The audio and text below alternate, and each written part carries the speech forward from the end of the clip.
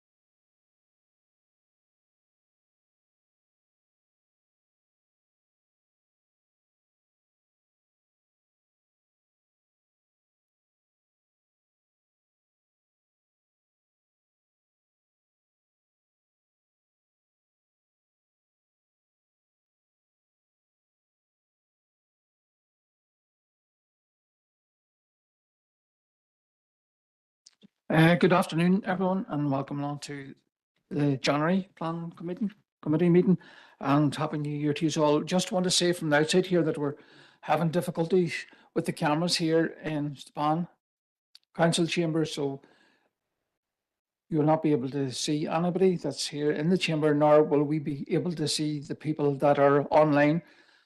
So if you wish to speak at any time during the meeting, just say clearly, loudly and verbally, so that you wish to speak, and then we'll get around to you. So I'm going to ask the Pontius first of all read out the notice and summons a meeting and do the attendance and apologies. Thank you. Good Chair. Happy New Year, everyone. You are hereby summoned to attend the monthly meeting of the Planning Committee, which will be held in hybrid meeting conducted remotely via WebEx and physically in the Council Chamber, Derry Road, Strabane, on Wednesday, 8th January 2025 at 2 p.m. And for attendance, Alderman Keith Kerrigan.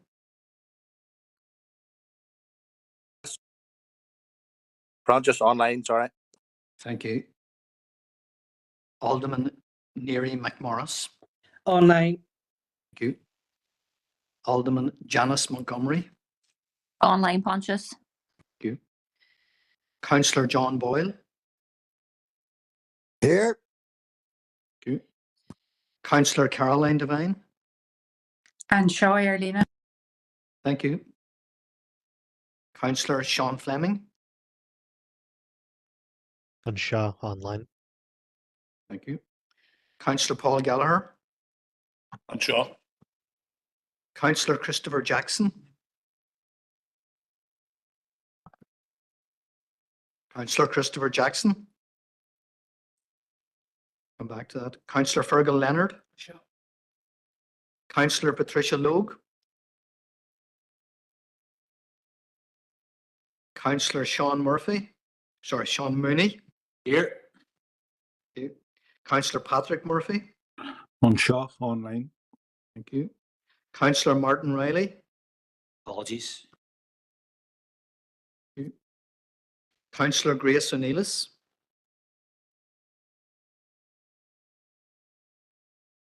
So, three, just Councillor Patricia Logue. Councillor Christopher Jackson. Councillor Grace O'Neillis. Okay, thank you. Thank you, Pontius. I'll just read through the broadcasting statement.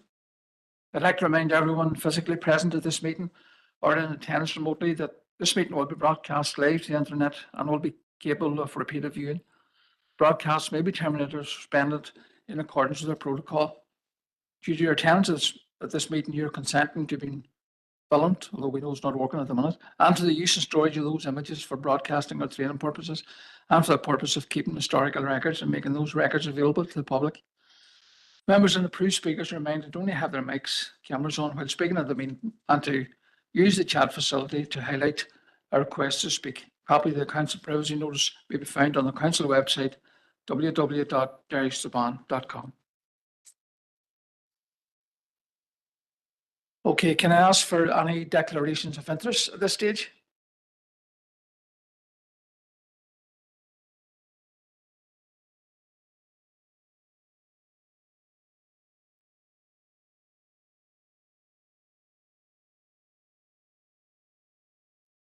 No declaration of interest. Councillor Jackson, just acknowledging your message there to table. Chair, Okay, can I member. just be marked as present too? Just had a wee bit of bother getting online there. Okay, thank you. Thank you, Tricia Councillor Logue Logue. here. Thank you, Councillor Logue. I just want to move on now to chairperson's business. You'll have received two emails this morning from Anne. One was there at 10:53 and one fairly recently at 13:46. I propose that we stop now for 5 minutes to give you an opportunity to read both correspondences. Thank you. Chair, John Boyle here. Go ahead, Councillor Boyle. Chair, just a view on receiving those pieces of late information. I'm not sure 5 minutes is going to do it for me, but I'm not sure about everybody else. But you know, in light of the level of detail and those documents that have provided for us, I would seek some advice from the city solicitor in terms of progressing forward with that item at all today on the agenda. Thank you for that, Councillor Boyle. We'll just speak with Philip here and we'll come back to you. Yeah, I mean, obviously, ultimately, it's a matter for members. However, obviously, one of those emails is a matter that you've received some time ago. Members, you received that in July, and that's simply a resend of information that you'd previously received in the past. And then the additional correspondence which you've received this morning is a little bit less substantive in terms of its quantity, and you'd probably have adequate time to deal with that today. And we can deal with any questions that arise during the course of the dealing with the paper today, if members have any questions which arise from that. So certainly if members want a little bit of time this morning or this afternoon, to have a chance to scan through those, that can be given. Councillor Boyle? That's fine. That's okay. If we could maybe get a few extra minutes on that. I haven't even seen the document that arrived at 1:45, so I need a wee bit of time to look through that, Chair. But it sounds like it's one that if I'm reading it would be a refresher anyway. I've already seen it. If it's the document I'm thinking about, that the city solicitor referenced. So I suppose if we take 5 minutes initially and then see where we're at, Chair. I don't want to hold the meeting up either, you know. Okay, then if members don't have any other views, but we'll take 10 minutes from now and we'll go again at 22 minutes past 2. Is that all right with everyone? That's dead on. Thanks.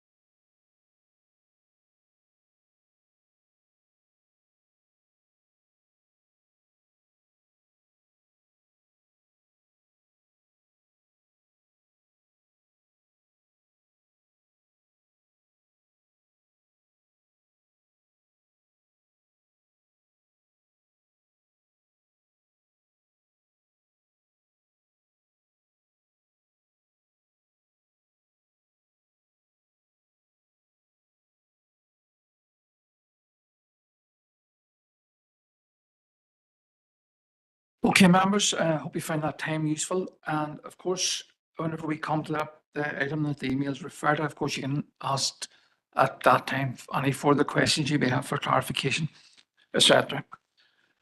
So moving on to agenda item 6, are there any matters arising from the open minutes of the Plan Committee of the 27th of November, way back last year? No, can't see any. And there, moving on to agenda item 7. So this is direction from DFA to adopt the local development plan strategy. And I would just like to say at this time, a huge well done to everybody, council officers, to members and to past members who are all involved with this over the last few years, getting this plan, the new LDP, to where it is today. So a huge well done to everyone. And of course, there's still work to be done, but thanks to everyone so far. Pontius is going to take this one. Thank you. Thank you, Chair. Good afternoon, members. As you will see from the item 7 report before you today, the purpose of this report is to formally advise members that on the 17th of December 2024, the Council received the direction from DFI Regional Planning, and it found that the LDP draft plan strategy is sound, and it's directed the Council to proceed to adopt the LDP plan strategy, along with the specified modifications as soon as reasonably practicable. The direction is a very positive one. This is an important milestone for the Council on its journey towards adoption and the implementation of our own local development plan strategy. We have attached to this paper the formal DFI direction document and its schedules of modifications, as well as the PAC report on the independent examination. Members, you will appreciate that there are a lot of documents, so this paper seeks to summarize the content of the LDP plan strategy direction.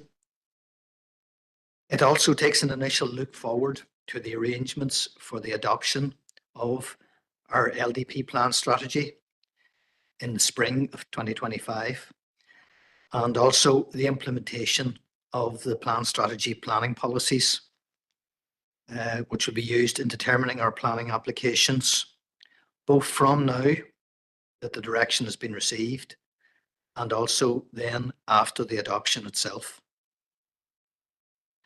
Members, I will give a brief recap and background on where we have been with the LDP process. I'll keep it brief. Members will recall that the independent examination hearing sessions took place over 4 weeks in September and October 2023, conducted by the Planning Appeals Commission. Then, in early May 2024, the PAC had completed its report and had forwarded it to the Department for Infrastructure Regional Planning team to allow its consideration. Members will recall that the previous LDP update to the Planning Committee on the 5th of June last year set out the legislation and guidelines regarding the LDP direction and what was required for the subsequent adoption of our plan strategy. In summary, the Planning Act 2011 and Planning Regulations 2015, they both set out the legislative provisions for the Department's consideration of the IE recommendations and its subsequent direction to the Council, which happens under Section 12 of the Planning Act.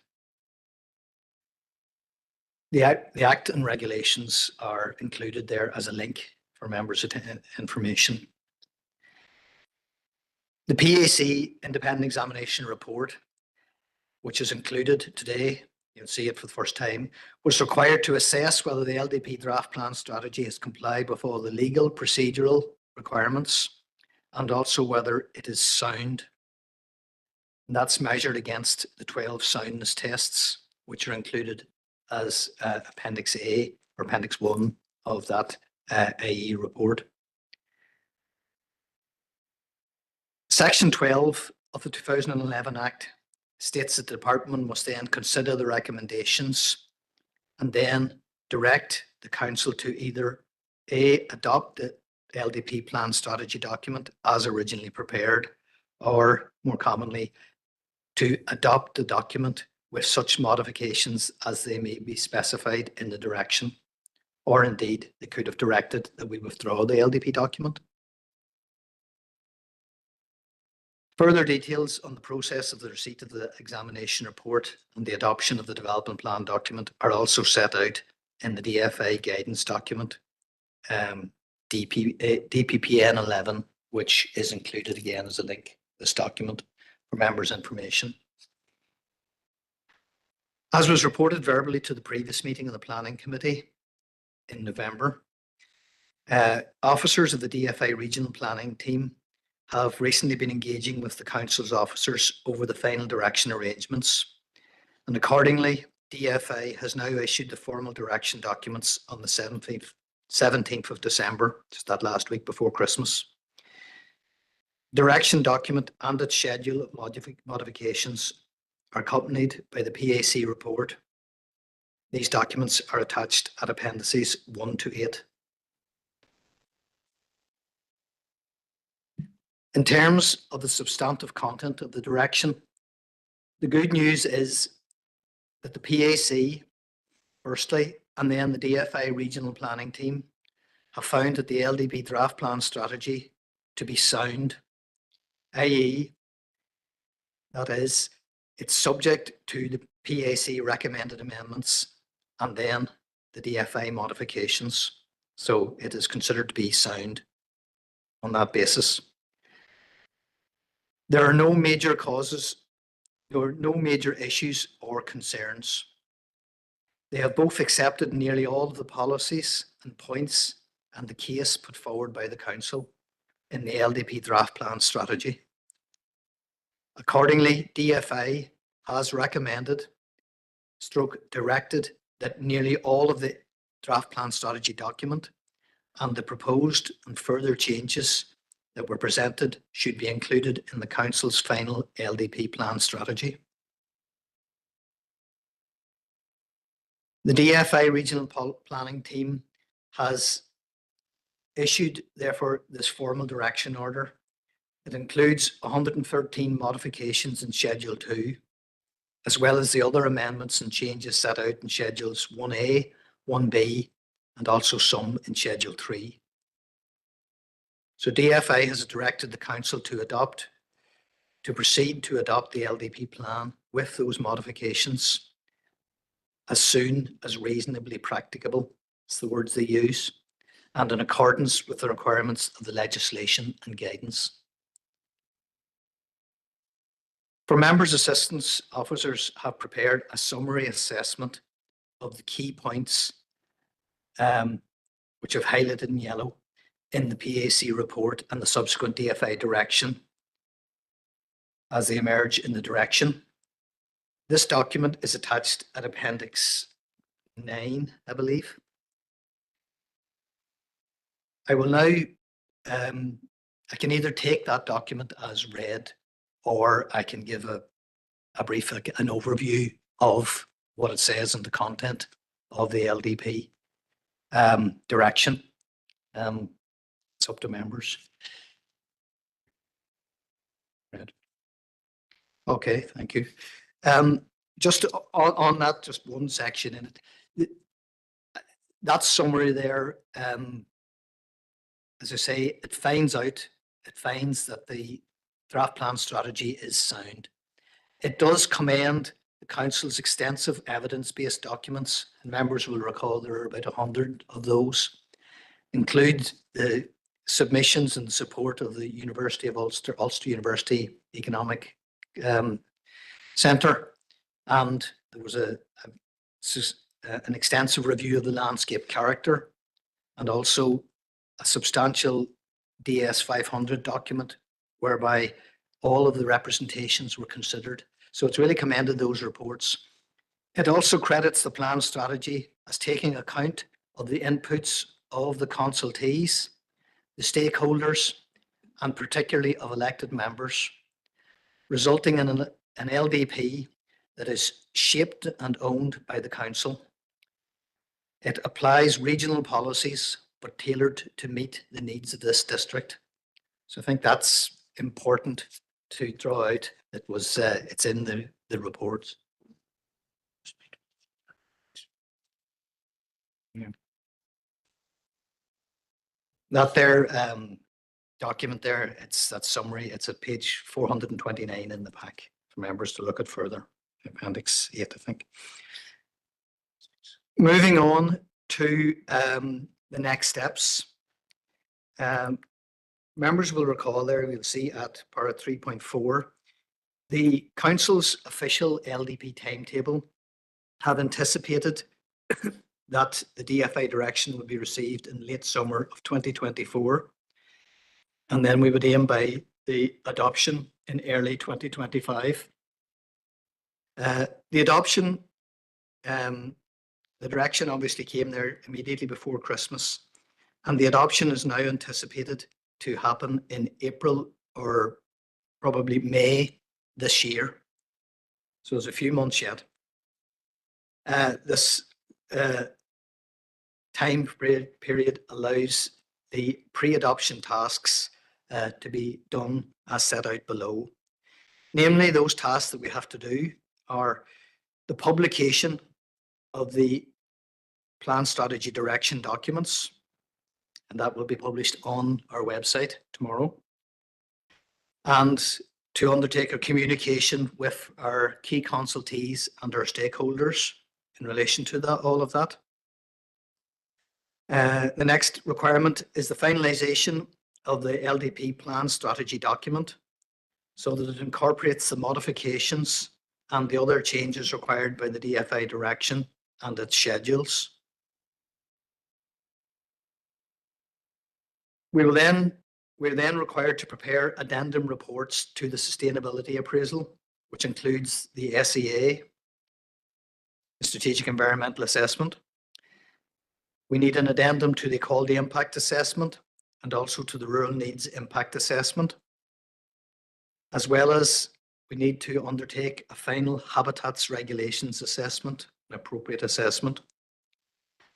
This SA and HRA documents will be prepared by Shared Environmental Services on behalf of the Council. Consultation and evaluation of those two documents will be required with NAA, and a consultation exercise will also be required on these documents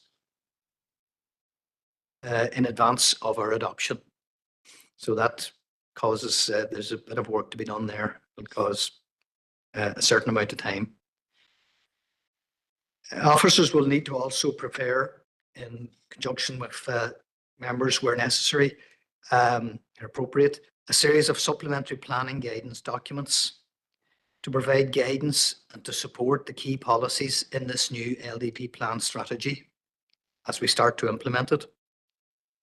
These will then be consulted upon for finalising and implementation at the time of or as soon as possible after adoption.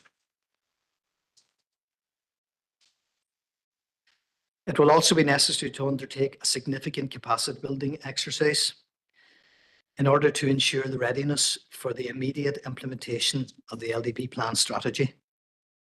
This will require a programme of familiarisation and training sessions for the planning officers, for the key consultees, and also members, as well as for planning agents. Following the NIA evaluation and the public consultation on the SA and HRA documents, any responses will need to be considered, and the final LDP plan strategy documents will be brought before the planning committee. It is anticipated that that would be probably late April, and then to full council for the end of April for resolution to formally adopt This would allow the adoption to occur in early May.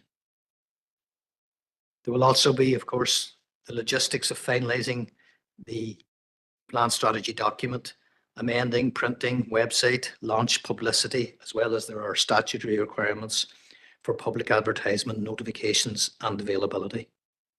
So members, that's a summary of what needs to be done between now and formal adoption. Members will see there in para 3.6 of your paper that members should note that the policies in the LDP plan strategy will commence to be applied to a given weight now that this direction has been received, considered and published. This timing and the weight to be given will be in accordance with legislation, the strategic planning policy, and indeed case law, which has evolved from England and from recently from other councils' experience in Northern Ireland.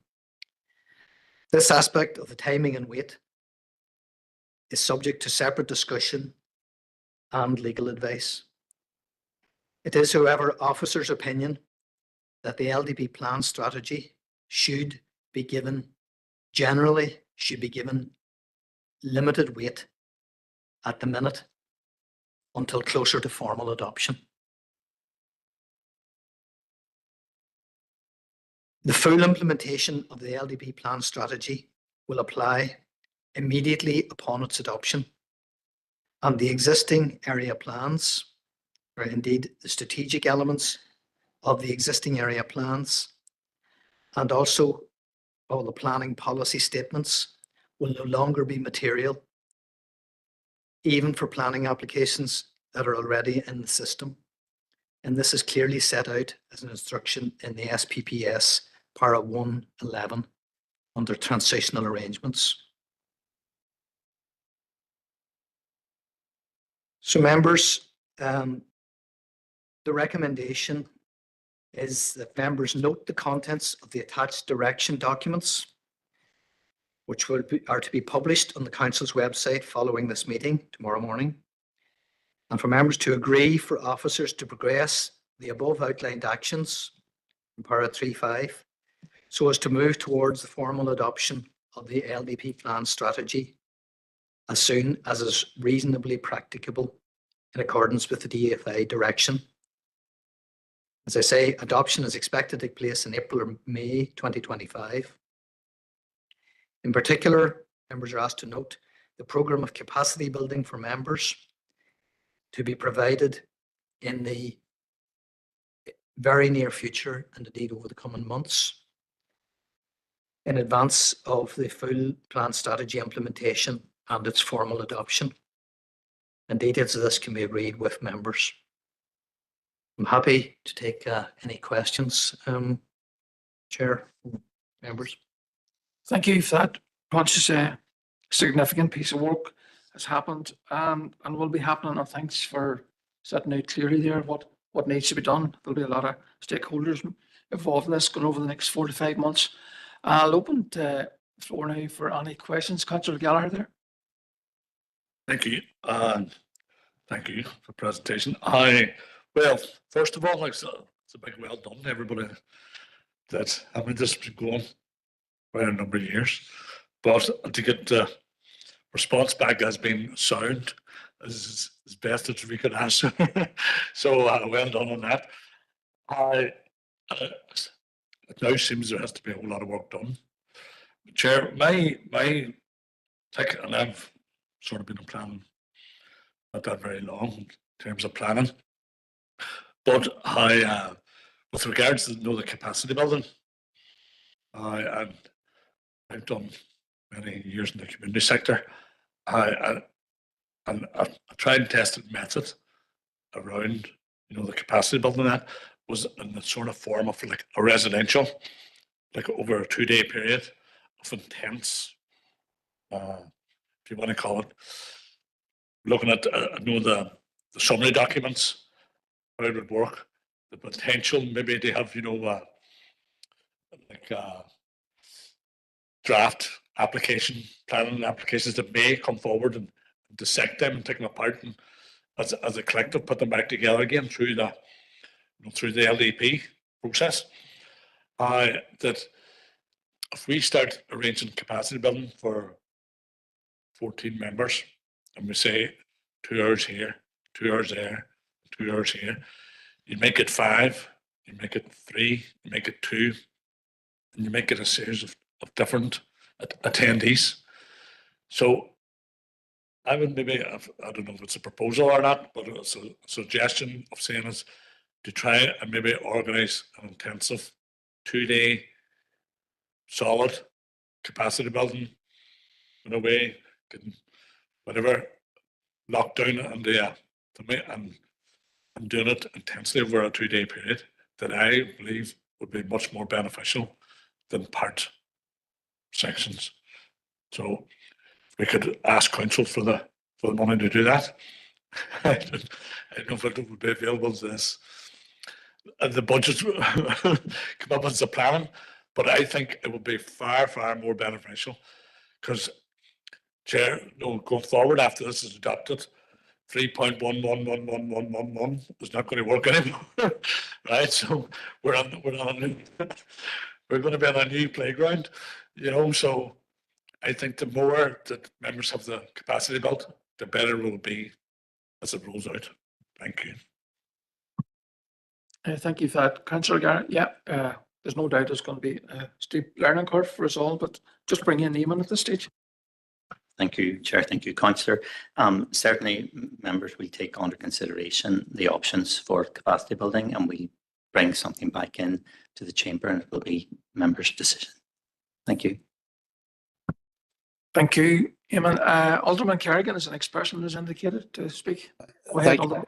Chair, but I think, has Patricia Lowe got her hand up on the chat there? Maybe she was in front of me. It's okay, Alderman Kerrigan, go ahead. I'll come in next. Thank you very much, Patricia.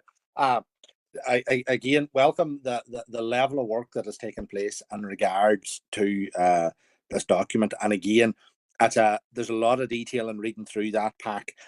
I'll be honest, it's a bit of a difficult read times. Sometimes it can be a wee bit dry. There's no point in me telling you, trying to mince my words in that regard. But there's a lot of detail in that pack when you see all the information. Was interesting, to be fair, to read some of that correspondence in regards to the review that was taking place that Maura had been at and other officers, and to see some of the response from that. So that was interesting to see that. So there's a lot of detail in it, and it is appreciated for the level of work that's taken place over this last number of years in regards to it. I would have a couple of more as in regards to the LDP there, in regards to what we have there. It has been approved, and it's my wee query would be in regards to the implementation, and even points as Councillor Gallagher has just raised there. I do take on board. It's trying to get people's diaries in regards to sorting that out, but there would have been there was always a little excess money sitting somewhere in the council in regards to the audit committee. So there had always been a little excess there, which was always deemed at some stage or implied that it may have went towards planning to a certain extent. So there's a potential that could have been used in relation to additional training. But my query there in regards to the Prontius is the implementation, and it's touching on the training, because how are we to effectively, when we do not maybe have the full level of training, and again, it's going to be difficult to get the full level of training. It's always difficult because you're used with going through, in my case, going back to the Staban area plan, or going through the SPPS and going through the various CTY 10, CTY 16, and everything else. So you're used going through those documents, and they're steady coming up, and you're looking through those, and you've built up just a basis of the familiarity in regards to going through them. But it's building up. It's the capacity then of getting the training that we would need to look at this, but also it's the level of weight that we lay on the LDP until it's actually enforced. Because I would have been minded personally we'd have had very little weight in regards to LDP until it's implemented in May time. You know, effectively, yes, it's there, but it's not the, well, it's the case of, and it's my query there, and I know you did touch on it there, but the connection was dropping out a little bit there. But you did touch on it there in relation to the applications. You know, I mean, if someone puts in a planning application tomorrow, and you get it on the desk, you know, is that going to be, is the LDP going to be factored into that application, or is that going to be laid onto the current legislation that we're dealing with? You know, it's that one there. I would be more minded of to hold off until we have the training and until we're really in a position to implement it before that's where I would have been leaning towards before it's implemented, because there's quite a bit of work still to go, and even the case of a simple one, well, it's not a simple one, but the case of when that little red line around the settlements, when that you know is effectively looked at, you know, we have our towns and villages and our rural end where we have our settlements have effectively a red line between what is within a settlement and what is in the countryside, and that is still an element that still is to be looked at as far as I can see. So it's tying in all those things. There's still quite a bit of work to do. A massive amount of work has been done, and well done to all who have spent years. It's not months, it is years in this project, and that's a massive amount of work, and well done.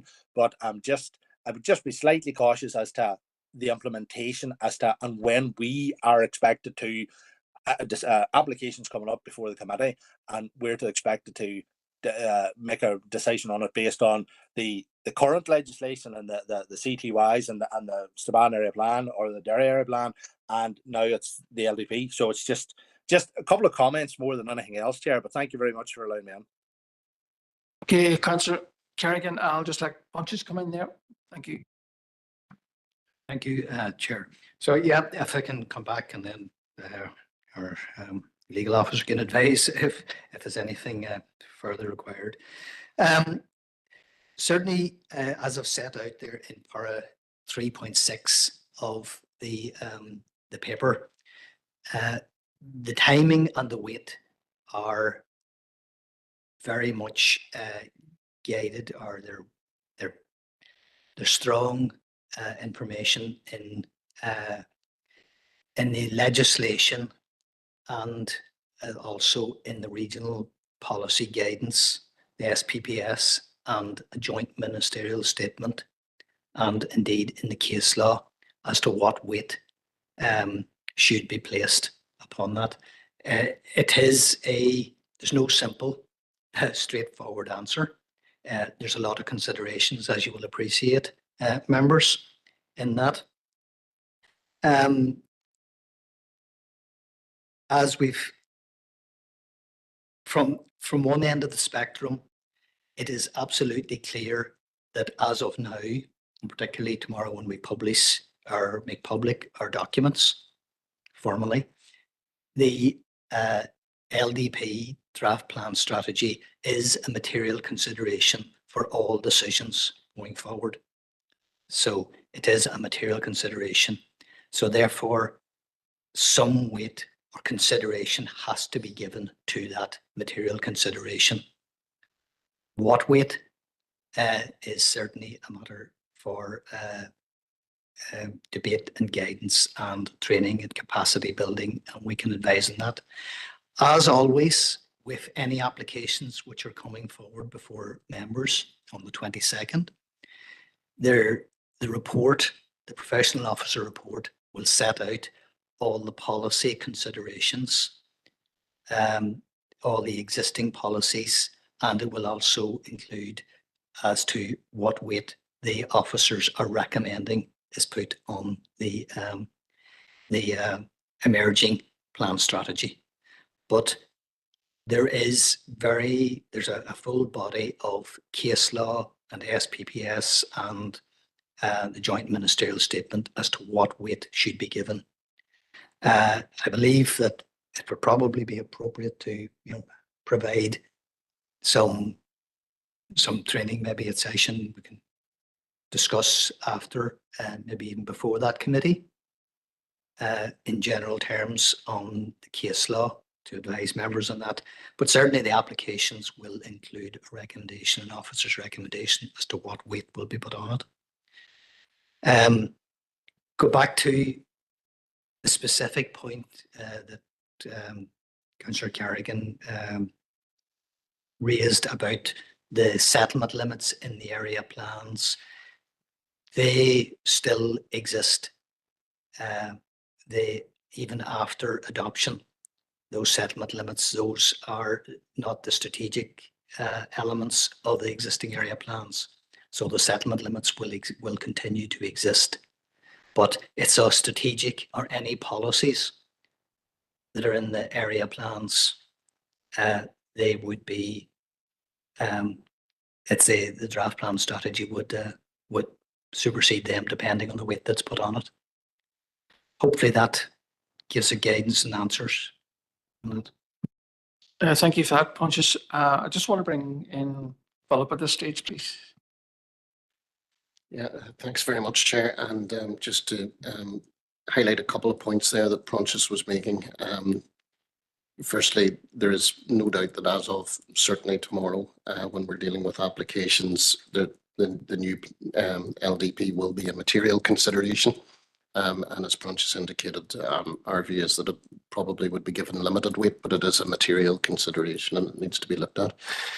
I do want to be clear, and certainly it's useful if members, whenever they're talking to agents and applicants and so on going forward in relation to this, and anybody that might be listening to this, is that it's the date of determination of the application that is relevant in relation to this, not the date of submission.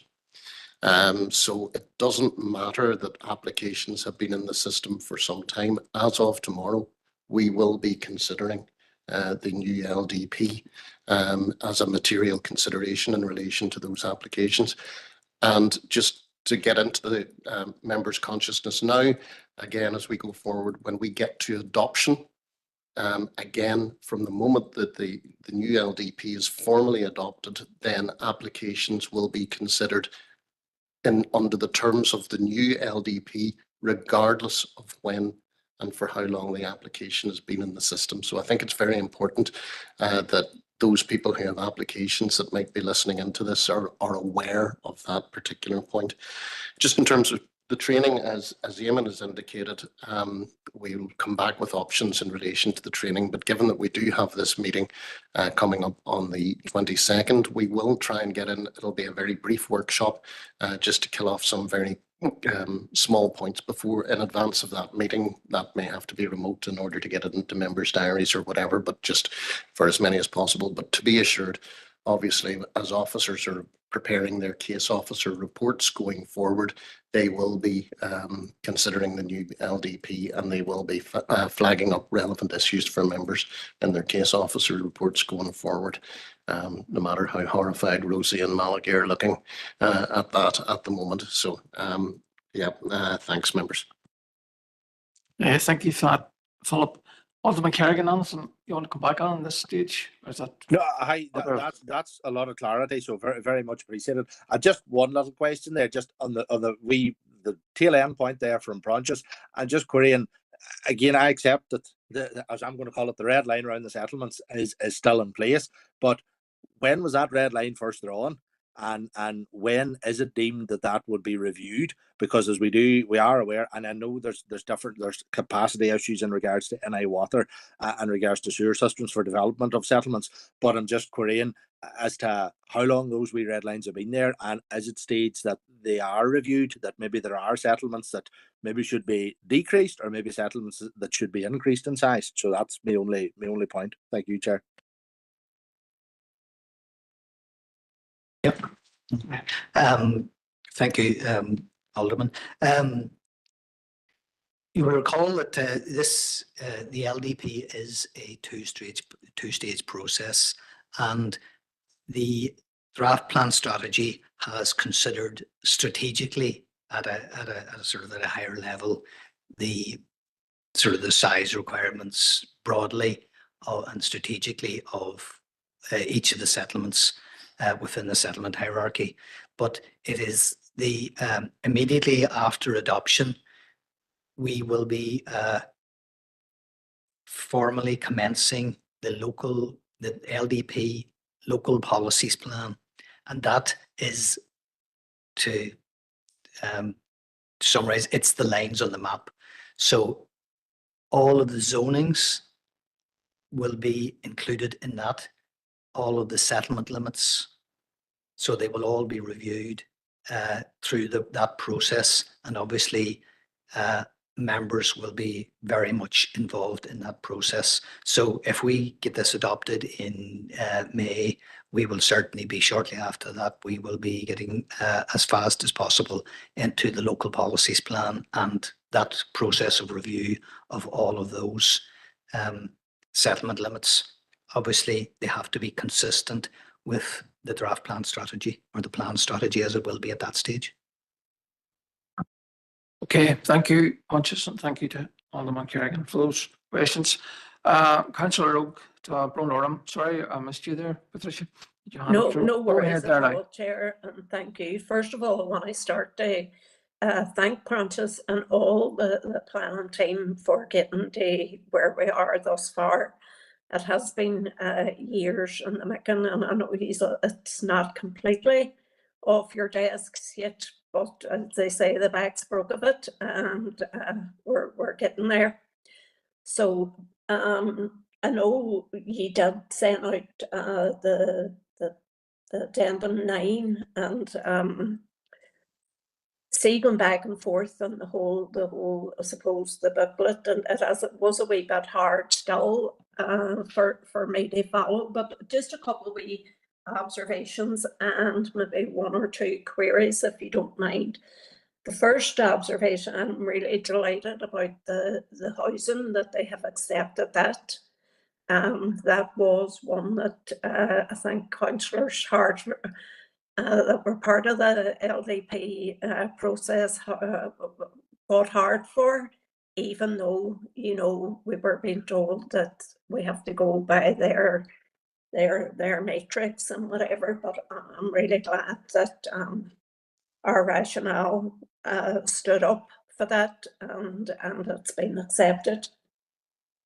We query about, see, just the city town centres and retailing. I'm just reading here that there was no place for Crescent Link or Kennedy Retail Park as district centres.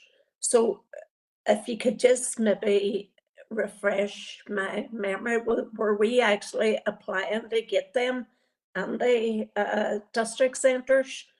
Because I do know, like, how will this impact on planning decisions going forward?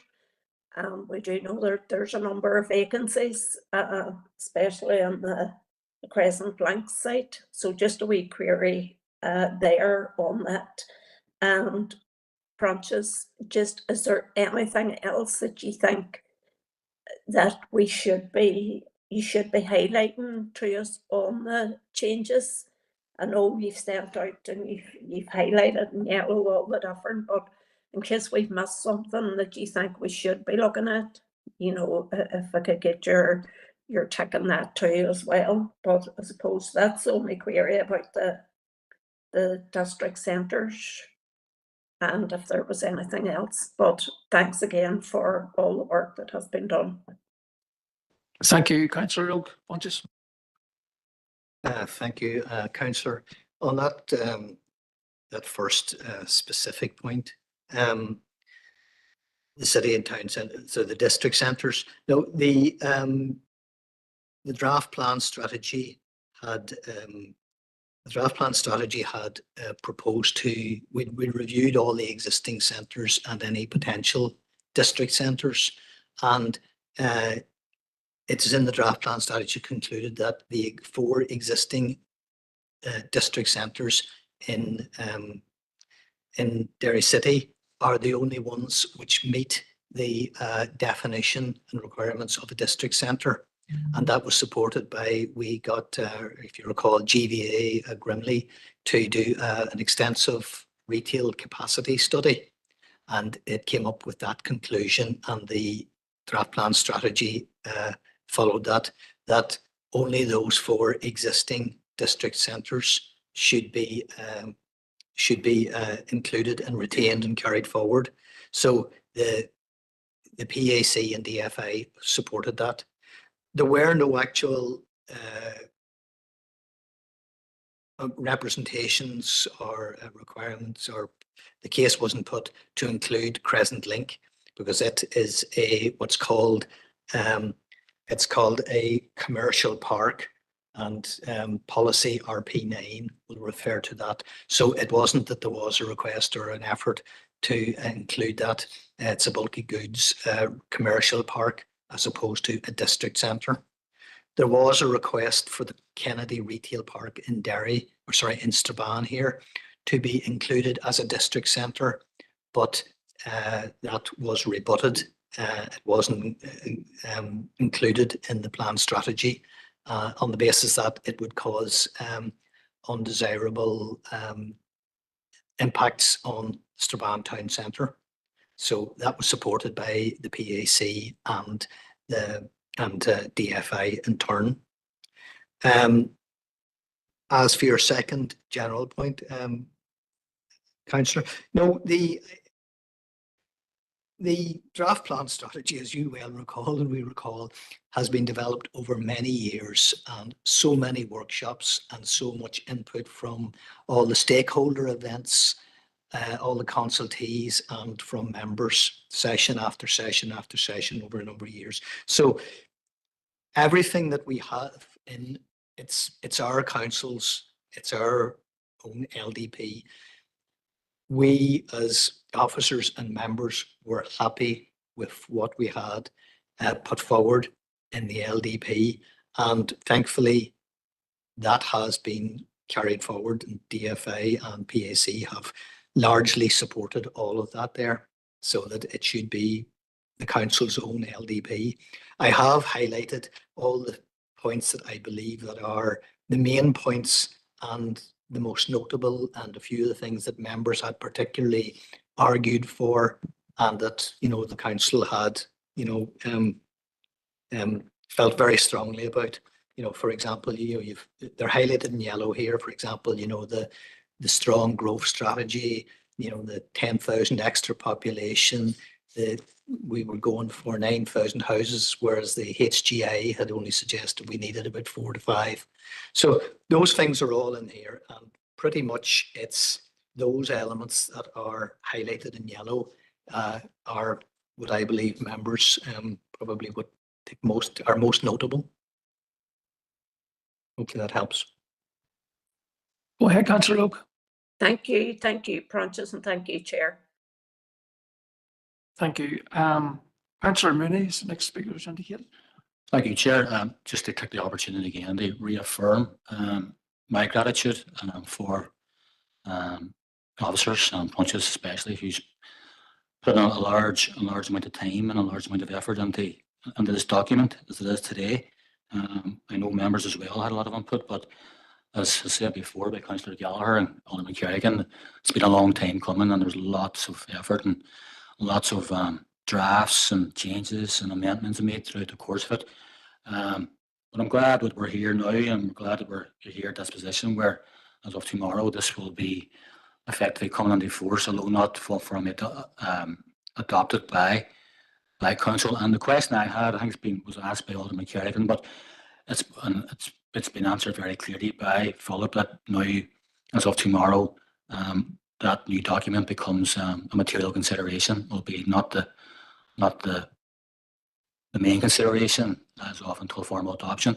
But probably the only concern I really have is probably my mind is sort of thinking we're entering on a sort of hybrid model now. You know, come the 22nd of January, when we're looking to assess applications, we're going to be sitting with, you know, obviously the current policies and the current DAP, but we do have this document as well to take into consideration. And my only concern probably is as ultimately probably as decision makers here, the weight that we have to put on it, and possibly would we err, because obviously this is going to be new for everybody. Everybody has to get their heads. I mean, officers included, and the legal officers included, and the plan officers, and ourselves as just councillors and people who sit on this committee. But And my concern would be probably we would need some sort of guidance prior to the 22nd, albeit something that we can look at and formally, register ourselves, given the fact that we do, I suppose, as I said already, are going to be sort of platform and a hybrid model, especially the old and the new, and what weight we have to give to both documents, because it's important. I mean, I certainly don't want an application to be misconstrued or misled by not by any malice, but simply the fact is that it's new documents and we're on trammeled ground, and we should have a sort of certainty before we hit the 22nd. So really, that's my main concern, that we do get a level of information before the 22nd, and then obviously a bit more, I suppose the training aspect can kick in then, and everybody can participate in that as we go forward with the adoption of the new document as the new dairy area plan and a new consideration. But thank you again, Pontius. Thank you to all the officers. It's been a long fall, but I'm really glad we're here now. And obviously, the next stage will be the LPP and the outworkings of whatever that will be as well. But thank you indeed. It's been a long journey, but thanks very much, and everybody here. Thank you. Thank you very much, Councillor Mooney. It's appreciated. Certainly, we're very close to getting there and get over the line. No, it's really, as sort of Philip had indicated earlier on, there will be a requirement for a meeting with members, and we'll arrange that there for before the 22nd, so that we can discuss, the subtleties and what exactly is in the legislation and the case law and the SPPS and the joint ministerial statement. So certainly officers will give you that general guidance in advance of that there, and then in each individual application, officers will set out a recommendation. But it will be important to follow the principles. Like we need not just for committee decisions, but with all the delegated decisions, we need a level of consistency, and that it should be appropriate over this coming period. And yes, there will be a learning for members as well as for officers over that period. But we will arrange that shortly. Thank you, Pontius. Something further? No, that's good to hear, actually, that there will be a training session before the 22nd, and if we can get that date into the diaries as soon as possible, that'd be very useful. Councillor Boyle, please. Thank you, Chair. Quite a lot of what I would have said has been said by others, and I concur pretty much with what everybody else has said, of course.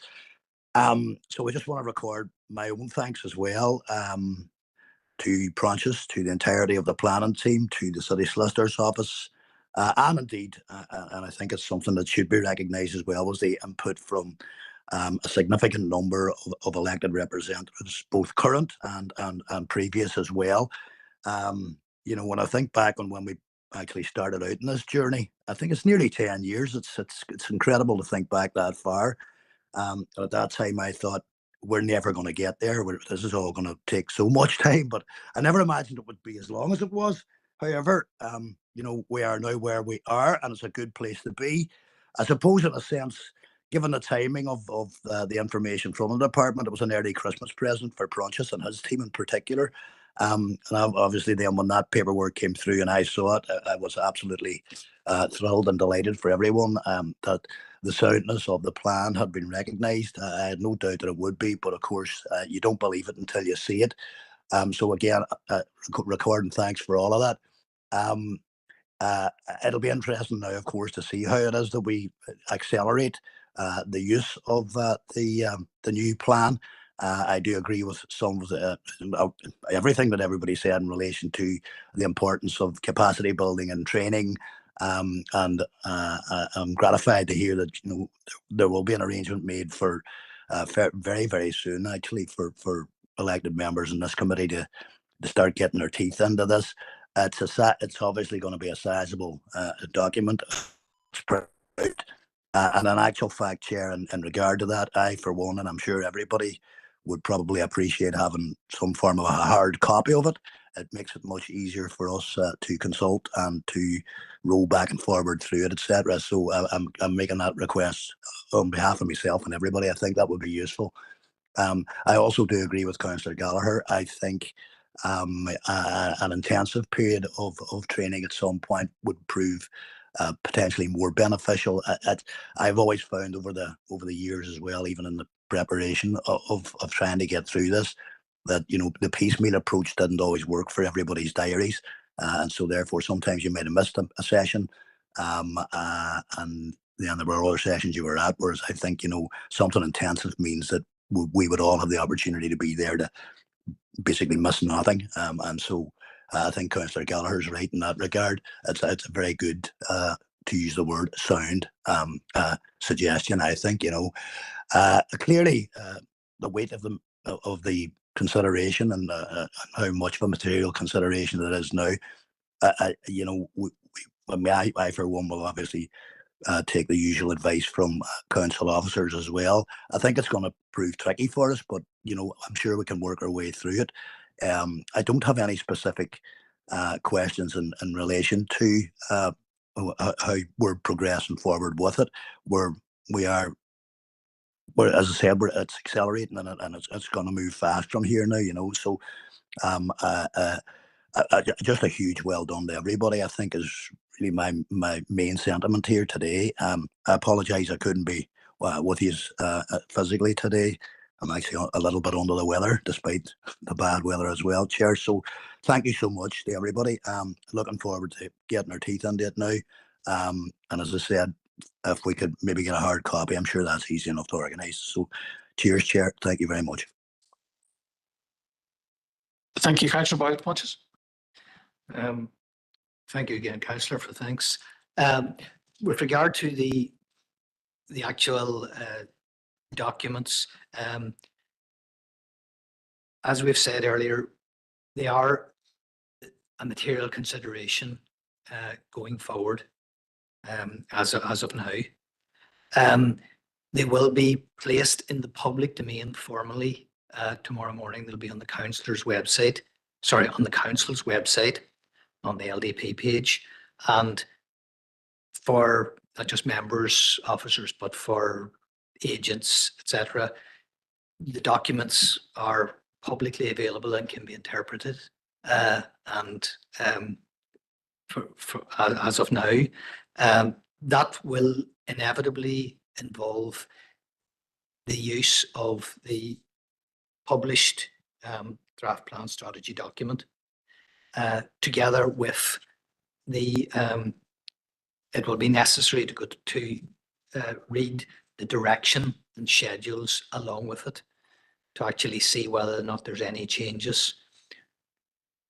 It's not maybe as hard to read as I think, in terms of that a lot of the proposed changes and that there are numbered, they're all numbered sequentially as well in that document. So hopefully we will put them all beside each other, and yeah, there's a wee bit of work, but they can be read. There will be a certain amount of, there'll be a fair bit of work over the next few weeks in bringing it all together into an amalgamated, consolidated final version. Well, we'll call it final, and with that there, we certainly will endeavour to make it available to members at least. There's a caveat that there is potential for it to change a bit following the public consultation of the SA and HRA, and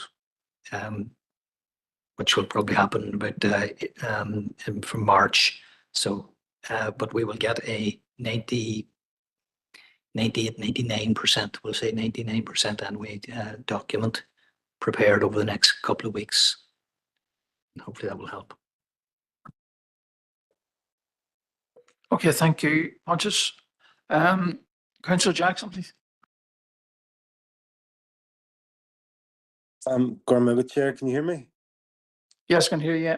Yeah. No, and I just wanted to add my thanks to Pontius for all the work that's been done so far, and I know there was quite a lot of challenging roundtable discussions, and I thought those roundtable discussions as we were going through the earlier stages of the LDP, I thought those were intensive and they were long and drawn out, and if I can recall the feedback from some of those, we felt that some of those sessions we were lumping too much together. They were too intensive, and so I was just whenever I heard Councillor Gallagher suggest residentials, and as such, I was getting flashbacks to the long sessions and of those roundtable discussions, and I know how frustrated some people were getting through that. So I just bear that in mind as well. I'm not entirely convinced that residentials at the expense of our repairs is the best approach, but um, I remain to be convinced.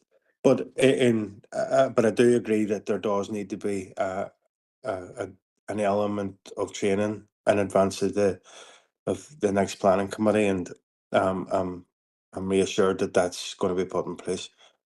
But I just wanted to thank officers for the work that was done, and members in getting this to this stage. It's frustrating that it's taken so long. When we Councillor Boyle referred to the start of the journey almost 10 years ago. Nobody envisaged that it would take this long. Nobody envisaged that there would be a global pandemic that was going to put everything on the back foot for a few years.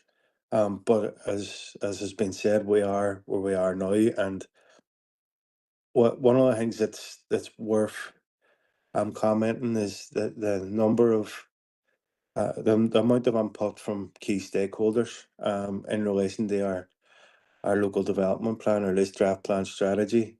This isn't just designed by members, council officers. It had considerable input from stakeholders as well. So this is the people's plan for that's going to hopefully shape development within our council area, the 2032 and beyond. So that's an important milestone, and it's and I know it's something that I would hope to see implemented and given material consideration as soon as possible. Just a brief question in relation to the next steps. The local policies plan.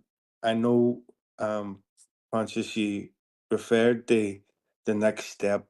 As we would enter into the work around the local policies plan immediately after the implementation of this draft or the plan strategy. Is there any requirement for us to wait? Is there any possibility that discussions around the local policies plans could take place in advance of April and May, or do we or are we statutorily required to wait until the policy the plan strategy is implemented first? That's me, Chair. Thank you, Councillor Jackson. Pontius. Thank you, Chair. Thank you, Councillor Jackson, for your thanks. Certainly there's quite a few of us have been here from the start of the journey 10 years ago, so it is certainly great to get it this far. Yeah, the training is coming up. It's important. We do need to remind ourselves that, look, it's our LDP, it's our plan. We have to take ownership and implement it going forward. So that training program will be important, that it's designed and absorbed by all members and officers and the agents and separate as well. Regarding the implementation, the local policies plan, we have, as we've previously briefed you, where resources allow, we have been undertaking some preparatory work as part of the local policies plan, but we can't formally commence it until after we have adoption. The legal requirement is that it's consistent with the local, with the draft, the plan strategy. But now that we are at this advanced stage, we are fairly sure the shape of that plan strategy.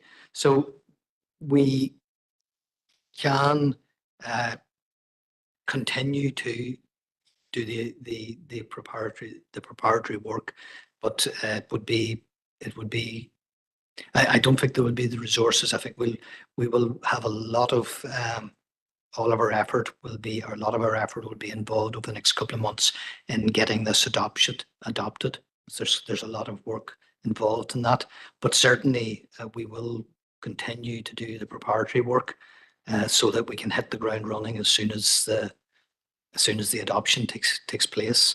But certainly we will, as officers, look at those resources and try and get it as quickly as possible. And that is built into the LDP timetable, that we have some sort of an overlap with that. But the formal commencement would only be after adoption, or at the same time as it. Thank you. Thank you, Pontius. Councillor Jackson, you want to come back and anything there? No, it's fine. Thanks, Chair. Okay, thank you. Just opening the floor to is an important point on our agenda today. So is there any comments from anybody else? If you can indicate there now, please. Councillor Gallagher. Thank you, Chair. Just for speaking. Look, I was making a proposal earlier on around the capacity building and all the rest, and maybe someone come back to me about repairs and the cost that make from the repairs. But what I would say going forward is that the more capacity that the decision makers, i.e. this committee, as well as officers, right, have around us. And as we see on the agenda today, there's cases where council gets taken to court on judicial reviews. And sometimes, many occasions, that cost comes back to council because of court judgments and around decisions that this committee makes.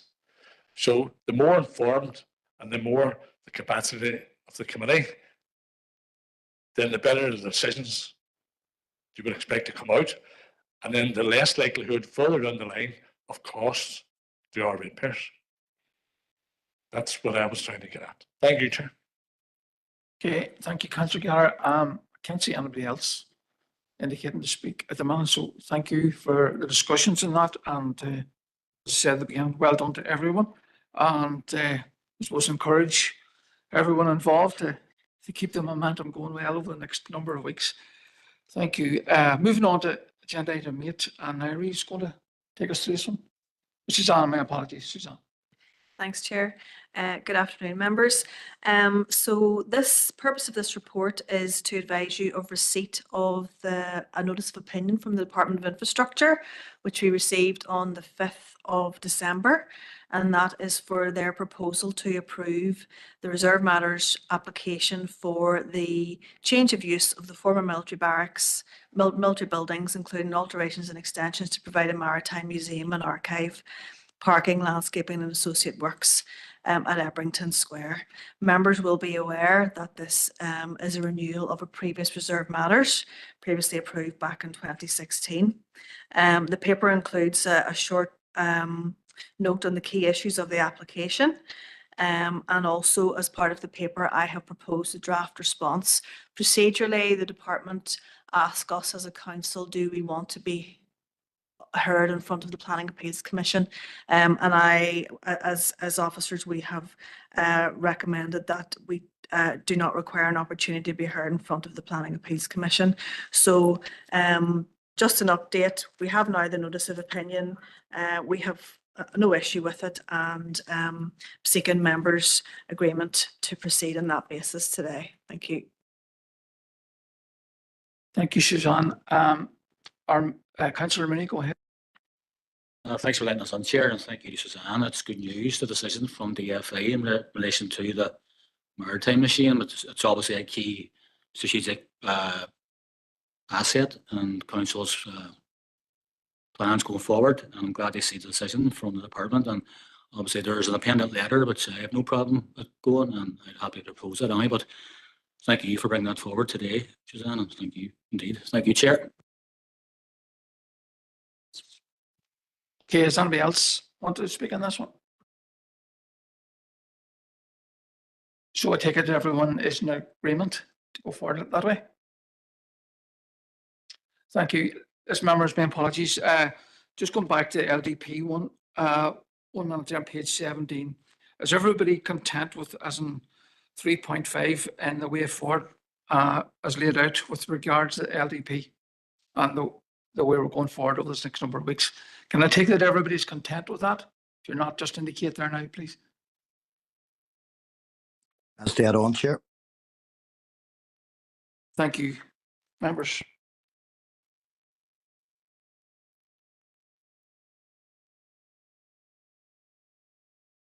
So we're moving on to agenda item 9, operation delegated scheme. Yeah, thank you, Chair. Members, the purpose of this report is to update you in relation to an issue that had arisen in relation to the operation of the delegated scheme and the consideration on the application impacted. So members, you're aware that under the scheme of delegation for operation of the Planning Committee, certain categories of development are defined as mandatory for determination by the Planning Committee, including major categories of development as defined in the Development Management Regs. You'll also recall that at the May Planning Committee, we'd advised you that an application had been identified that was dealt with under delegated authority that falls within this category of major development and therefore should have been brought to the committee. So members, we've identified that on the 27th of November 2023, a decision notice granting planning application LA 11 2021 0935F was issued by officers under delegated authority, and that following receipt of a complaint, we became, and that complaint, members, was subsequently circulated to you, and you've obviously had sight of that. It was identified that the application fell within the category of major applications and should therefore have been determined by the committee rather than officers. Members, the complaint is being dealt with under the Council's policies and will be concluded following consideration, shortly following final consideration of this particular paper. This report, however, is not intended to answer the complaint, but rather it's to update members as to the implications of the error made in respect of delegated authority. So members, I've given you a copy of the case officer's report. That's at Appendix 12, and I've also set out at Appendix 13 a copy of the decision notice which was issued. Our inquiries in relation to the matter suggest that this was a purely administrative error, and we haven't been able to see any indication that the issue has arisen in respect of any other application. So we've taken this opportunity to review the application again. Members, the substantial case officer report, which is at Appendix 12, we are content that this adequately addresses all of policy considerations and that all appropriate screenings and consultations were carried out. And you'll see that they're detailed within that report. We're also content that had the matter been brought to committee, that the recommendation which was contained within that report would have been to approve the application, and that there would have been no alteration in that respect to the case officer's report. Whilst there's no statutory requirement that major applications are dealt with by the committee, it's obviously the fact that the Council's scheme of delegation in relation to planning matters is an important document. Major applications should be dealt with by this planning committee, and that this didn't happen on this occasion is a source of regret to officers. However, where a planning decision notice is issued by the Council, then the planning applicant is entitled to a presumption that this has been validly issued. As a result, it would require an order of the court to set aside the planning decision notice that has been issued, or alternatively, the Council would have powers under Section 68 of the Planning Act Northern Ireland 2011 to revoke or modify planning permission, and have set out the terms of Section 68(1) in the report. However, given that officers are content that all policy matters have been considered and that the application warranted approval, officers do not believe that it would be expedient to consider revocation or referral of the matter to the court in this case. In all the circumstances, therefore, officers are of the view that having reviewed the matter, that no further action is required or should be taken in relation to this application. In terms, members, of the financial equality legal HR matters, those are set out above, and the recommendation is simply that you note the contents of the report. And members, I do know also, obviously, as referred to during chairperson's business today, that additional correspondence was sent to elected members this morning by the complainant, and you've had an opportunity of considering that. Happy to take any questions that members may have in relation to this particular matter. Okay, members, I'll open to the floor for questions. Councillor Gallagher first. Thank you, Chair. Thank you for that, Phil. I'm not sure how of the process, maybe a better word to use, whether that further information to come in.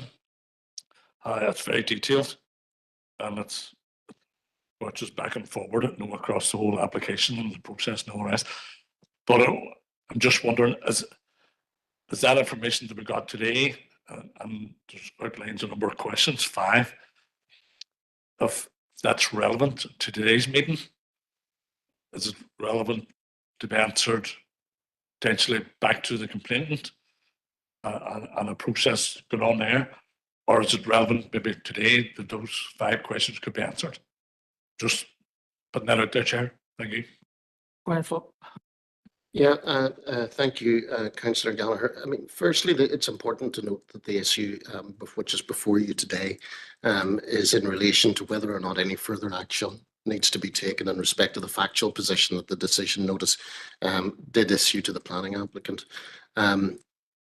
It is the case that there has been no objection which has been received to the principle of development in respect of this particular case, so that's there. And secondly, it's also important that you note that there is a detailed case officer report which you have in relation to the decision to grant the application. Obviously, all complaints are dealt with under the terms of Council's complaints process. How long that takes can vary a bit dependent on the nature and substance of the report and the detail that's contained within them. However, certainly there are issues which has been raised by the complainant which fall in relation to the manner and respect of which the application was dealt with, and certainly I'm happy to address the 5 questions that were contained within the correspondence that was sent to members today, if that's required. And actually they're reasonably, they can be dealt with in a reasonably quick manner. The first question is in relation to the screening exercise that was taken and whether application 906, to use the shorthand, was considered in respect of that. And the answer to that question is a simple, straightforward no. In terms of the screening exercise that was undertaken, the planning judgment of officers was, and it remains, that application 906 is not sufficiently linked that it would require to be considered in respect of cumulative assessment. That is what applications need to be considered as part of a cumulative assessment, is a matter of planning judgment. And therefore, when it comes to the mitigation in respect of application 906, which is what's referenced in planning number 2, that's a matter which would fall to be considered as part of the consideration of that application, and that application remains within the system at the present time. In terms of questions 3, 4 and 5, I'm happy to take all of those together because they relate to unauthorised sand extraction in relation to the referenced application. There is a reference in a consultee response to unauthorised mineral extraction. However, all of the information that we have, and we have looked at it in some detail, is that reference from the consultee is in fact erroneous, and that there isn't any mineral extraction which is taking place on this site, and consequently that's not something which falls to be considered because it isn't something that's happening. Where obviously we'll look at it again, and if anything comes up before full council at the end of the month, we'll certainly bring that to your attention. I know you've asked specifically in relation to those 5 questions that appeared in respect of that legislation, but in terms of the correspondence which I know was circulated to members in July, effectively there were 2 substantive issues that were contained within that as well. And there's a number of procedural complaints that are made in relation to documents which are placed on websites, etc., and those will be and have been dealt with as part of the complaints process. However, in terms of the planning substantive issues, The first one of those relates to the failure to impose a condition requiring a final SEMP. And the judgment of officers is that the SEMP submitted at the time by the applicant was adequate, and consequently there was no requirement for a further condition in that respect. And there were some, secondly, there were then some doubts expressed in relation to foul sewerage by the Water Management Unit. Again, we're more than content that that's been adequately addressed in the case, in detail in the case officer report. And indeed, you'll see that there's a full consideration of that at page 470 of your papers, stretching into 471. So we're content that that all was adequately dealt with. So in terms of substantive planning issues, we're content that all of those have been addressed, that all of the information that members needed was before elected members and has been placed before elected members in terms of the substantive issue. But again, obviously, as I say, the issue which is before you today is in relation to whether or not there's any necessity to take any further action in relation to this matter. And in those circumstances, and in the absence of any objection to the principle of development, we don't believe it would be expedient to do anything further at the present time. Councillor Jackson.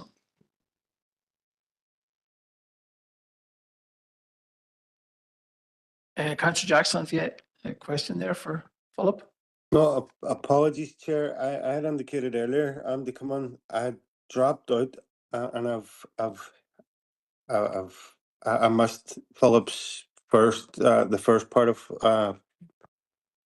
Philip's response, so I didn't get the answers to the first couple of questions, and that's my apologies. And I'm going to have to listen back to the meeting, and I will if I'm not satisfied with the answers, I'll pick it up again at full council.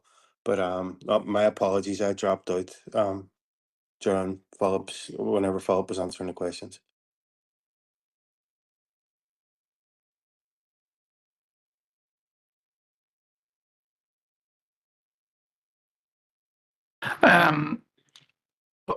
Christopher, we can go over a couple of answers again for you. Yeah, and then I'll bring in Councillor Gallagher there. Yeah. Yeah, Chair. So just very briefly, as I say, I think really, as I said, in terms of the 5 questions that have been submitted by the complainant, 3, 4, and 5, as I said, indicated don't really apply, because it appears that the reference to sand extraction is something which arises from an erroneous reference to that in a consultee response, and isn't actually something which is taking place in the ground. And in relation to the first 2 questions, in relation to the first question, no, application 906. The view of officers was that, and their planning judgment was that application 906 wasn't sufficiently linked, that it required to be included in the cumulative assessment that was undertaken as part of the screening exercise. And therefore, in relation to question 2, the mitigation in relation to application 906 would be more appropriately considered in relation to that application, which is currently being processed. Yeah, thank you for that, Philip. Councillor Jackson, anything else you want to ask on that? Yeah, thanks, Chair. Philip, would it be possible to expand on the rationale for why the 2 applications weren't linked? Or the officers felt an officer's opinion that the 2 applications weren't linked? Yeah, Chair, essentially, when you're considering any application, you're considering whether or not there's a cumulative impact that arises from, and the terminology which is used by the legislation is existing and or approved applications. There's an element of planning judgment which looks at whether or not which applications you have to consider. Obviously, the further away an application is from the site that exists, that is being considered at the particular time, the less likely you are to consider it. Now, in relation to these particular sites, certainly there is they both are sites that would have a connection with the River Fawn. However, there is an adequate degree of distance as between the sites that when our officers were considering which applications needed to be considered as part of a cumulative assessment. the officers didn't look at 9006 and feel that that was something which needed to be considered as part of the existing and or approved planning applications that were relevant from the point of screening. So that's the rationale behind it. It's more to do with the location and the distance in relation to that was in officers' minds at the time. Councillor Jackson. I appreciate that, Chair and Philip. Thank you. That's cleared it up for me. Councillor Minnie. Thanks, Chair, and thanks to the thanks to Philip there for that guidance. And I'm actually glad that he actually outlined at the start there in relation to the email we got just before prior to the start of the hearing here in relation to the complaint. That's a separate issue, and that's going to be dealt with on a separate basis. So I'm glad that sort of contextualised. The point for me is I'm glad that Councillor Gallagher raised the issue of the 5 questions quite clearly. That we got very cogent explanations there from the city solicitor. Questions 3, 4, and 5 arise out of an erroneous element that was relayed to us by the city solicitor in relation to from a consultative response.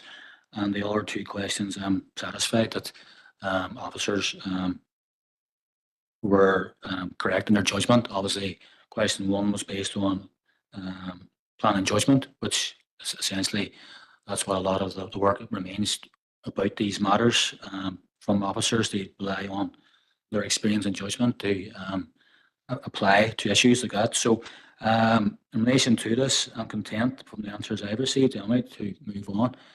They've been answered very comprehensively for me, and they were, and thank you to City Solicitor for giving us the attention to this anyway. I'm glad that the questions were put forward. I'm glad the questions were answered, and hopefully we can move on from that as well. So thank you, Chair. Thank you, Councillor Minnie. Does anybody else want to speak on this particular point?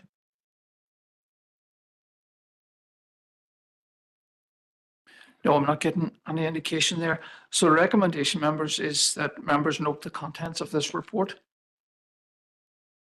I'll ask, is there anybody that isn't content? Is there anybody that isn't content to note the contents of the report? No, thank you. So this particular one, members are content to note the contents of the report. Thank you.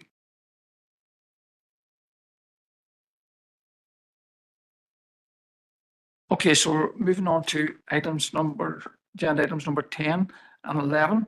If you have any questions, we'll take them for you.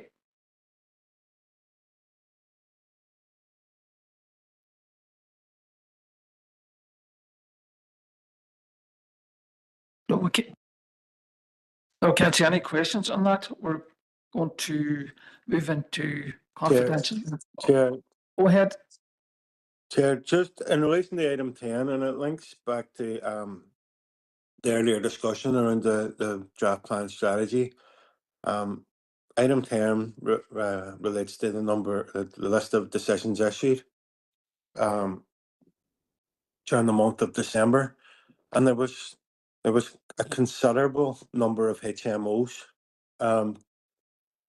approved during the month of December, and a lot of them are in an area where this committee has highlighted constraints and pressures, and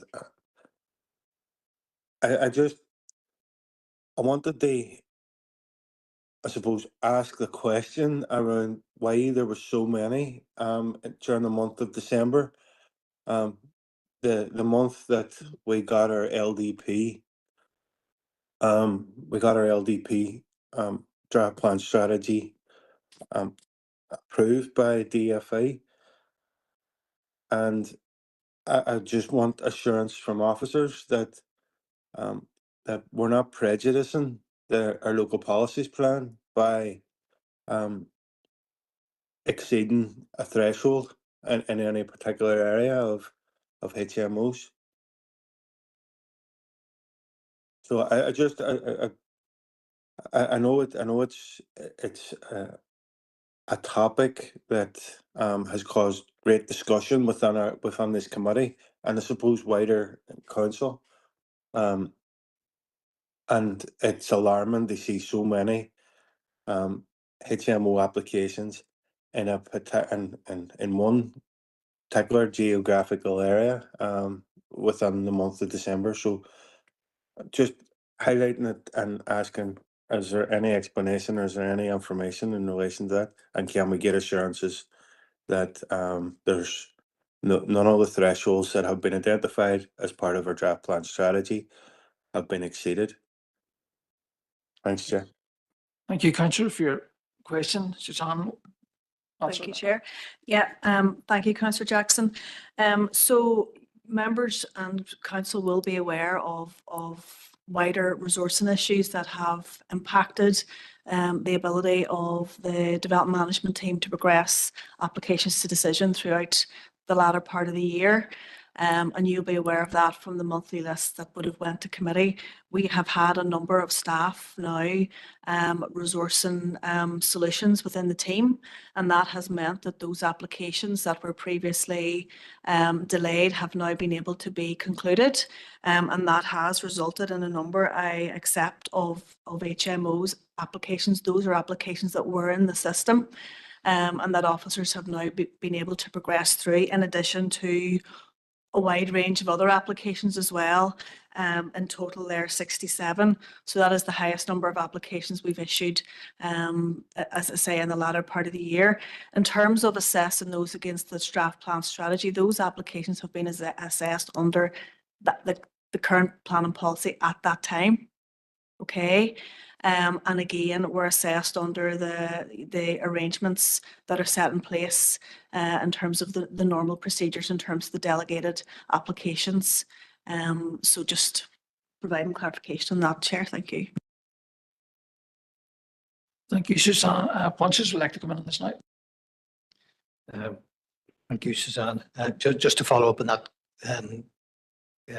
Councillor Jackson. Yeah, going forward, as we said, that as of now, really once the start of December or of January here, we are the plan strategy with its direction is now a material consideration, and the weight to be applied is something that we will certainly discuss over the next week at our training session.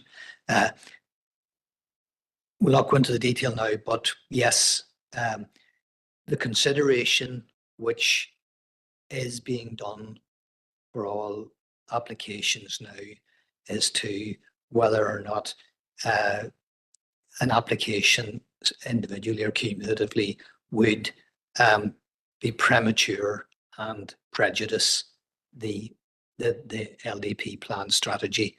So we are now applying that there as would be appropriate now that the documents are out and in the public domain.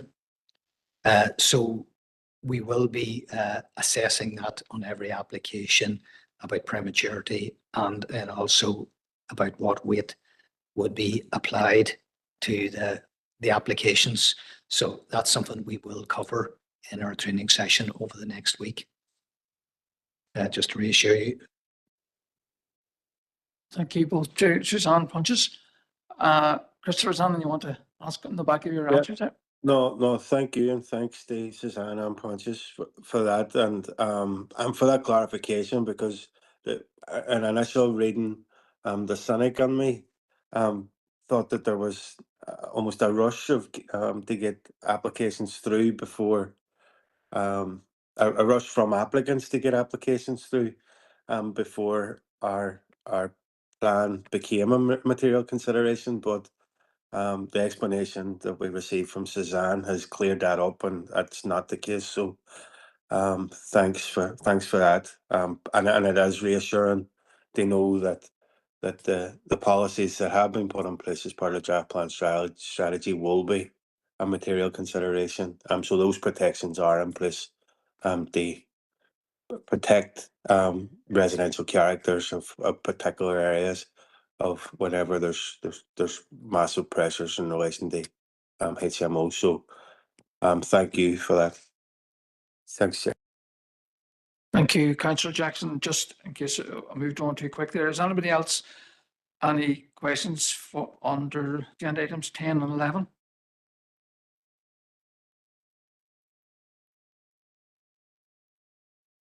No, I can't see anybody indicating.